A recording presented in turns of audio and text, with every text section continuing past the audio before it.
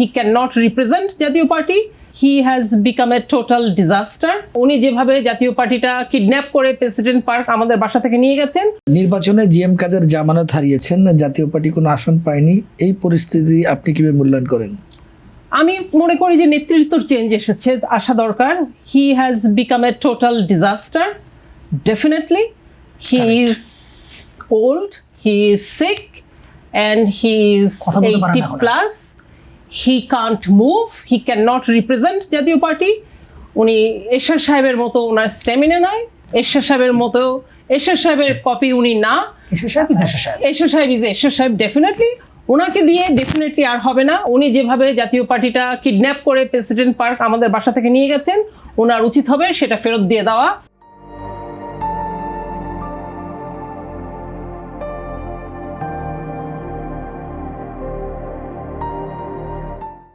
কার কাছে ফেরত দিবে?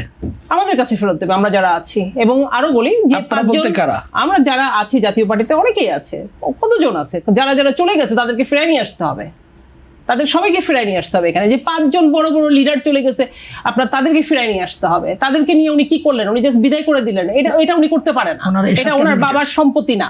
এরশাদ ক্যাবিনেটের ওনারা, হ্যাঁ, এটা ওনার বাবার সম্পত্তি না যে উনি যা মন চায় উনি তাই করবে. এটা উনি করতে পারে না. সামনে হচ্ছে আপনার স্থানীয় সরকার. এই স্থানীয় সরকার থেকে শুরু হয়ে যাবে আপনার আসল politics. That is the most important thing. কারণ আপনি দেখেন, ফর ইনস্টেন্স রাঙাকে এবারে সিট দেওয়া হয়েছে হাতিবান্ধা বুড়িমারি ইজ এ আপনার আমাদের একটা পোর্ট, ভেরি ইম্পর্টেন্ট স্থল পোর্ট. এই পোর্টটাকে তৈরি করেছিলেন. এই পোর্টটা কিন্তু করেছিলেন হোসেন মোহাম্মদ এরশাদ, প্রেসিডেন্ট এরশাদ সাহেব এই পোর্টটা করেছিলেন.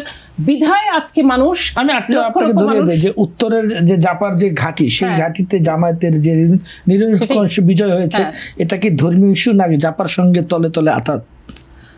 না, এটা ধর্মীয়. এটা জাপাত তো আতাত করছে ফ্যাসিস্ট সরকারের জন্য. আপনি দেখছেন না যে আপনার আওয়ামী লীগ রিসেন্টলি যে অফিস ওপেন করতেছে বিভিন্ন জায়গায়, এটা তো জাস্ট ডিউ টু হিম. উনি এটার সাথে আতাত করে এটা উনি হেল্প করছেন. তা না হলে তো আপনার আওয়ামী লীগ বিভিন্ন জায়গায় এরকম অফিস এত তাড়াতাড়ি ওপেন করতে পারে না, তাদের ওপেন করতে দেওয়া হয় না. উনি তো নিজেই বলেছেন যে উনি যখন ইন্ডিয়া থেকে আসলেন উনি কি বললেন, ইন্ডিয়ার বাইরে আমি কথা বলতে পারবো না. Do you remember that? The whole nation has seen it. আপনি বাংলাদেশের জিএম কাদেরের কথা বলছি.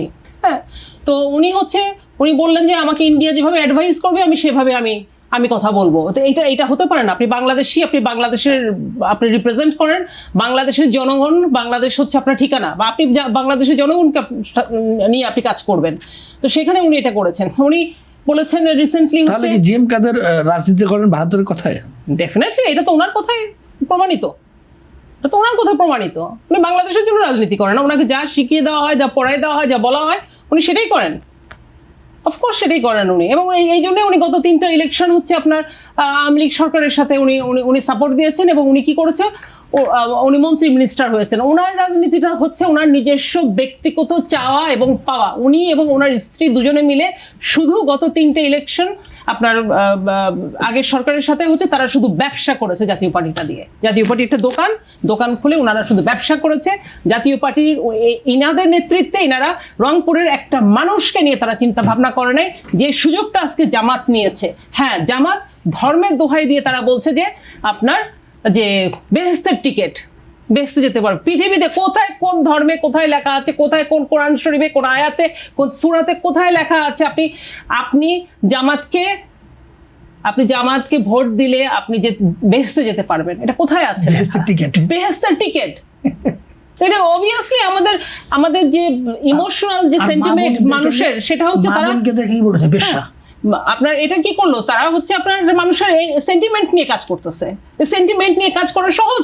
আপনার এখানে রংপুরের মানুষের প্রতারণা করেছে, অফকোর্স বড় প্রতারণা করেছে. কারণ রংপুরের মানুষের মতো পৃথিবীতে, আমি বাংলাদেশে বলবো না, পৃথিবীতে কোথাও রংপুরের মানুষের মতো সহজ সরল মানুষ আর কোথাও নেই.